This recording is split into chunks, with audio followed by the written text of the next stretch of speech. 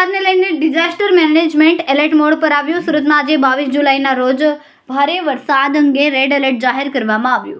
આવતીકાલે yellow zone રહેશે અને આગામી 27 જુલાઈ સુધી વરસાદી માહોલ જળવાઈ રહેશે।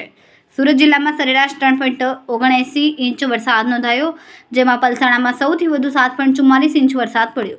સુરત શહેરમાંથી અસરગ્રસ્ત 137 લોકોને સુરક્ષિત સ્થળે ખસેડવામાં આવ્યા। સુરત શહેરની ભેદવાડી ખાડી ભયજનક સપાટી વટાવી ચૂકી છે અને માંડવી તાલુકાનો કેવડી ડેમ એલર્ટ સ્ટેજ પર છે।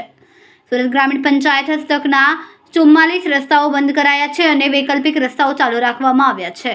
ગોડાદરા પર્વત પાટિયા સહિત ખાડી પૂર આવે તેવા વિસ્તારના એનડીઆરએફ એસડીઆરએફની ટીમો તૈનાત કરાઈ છે। નાયબ મામલતદાર સાजिद मेहरुजी, कलेक्टर कचेरी सूरत। भारतीय हवामान विभाग द्वारा आज 22 जुलाई रोज भारे वरसाद अंगेનું रेड एलर्ट है। આવતીકાલે येलो झोन में छीए અને 27 તારીખ સુધી વરસાદી માહોલ રહેવાનો છે। આજે 22, 23, 24 અમુક છૂટાછવાયા સ્થળો અત્યંત ભારે વરસાદ પણ પડી શકે છે।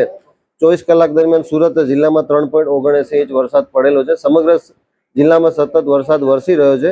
પલસાણામાં સૌથી વધુ 7.44 ઇંચ છે। સુરત શહેરની અંદર 137 લોકોને સ્થળાંતર કરાવીને સલામત સ્થળે ખસેડવામાં આવેલા છે। સુરત શહેરની અંદર ભેદવાડ ખાડી ડેન્જર લેવલથી ઉપર છે, તેમજ સુરત ગ્રામ્યમાં માંડવી તાલુકામાં કેવડી ડેમને એલર્ટ સ્ટેજ પર રાખવામાં આવેલો છે।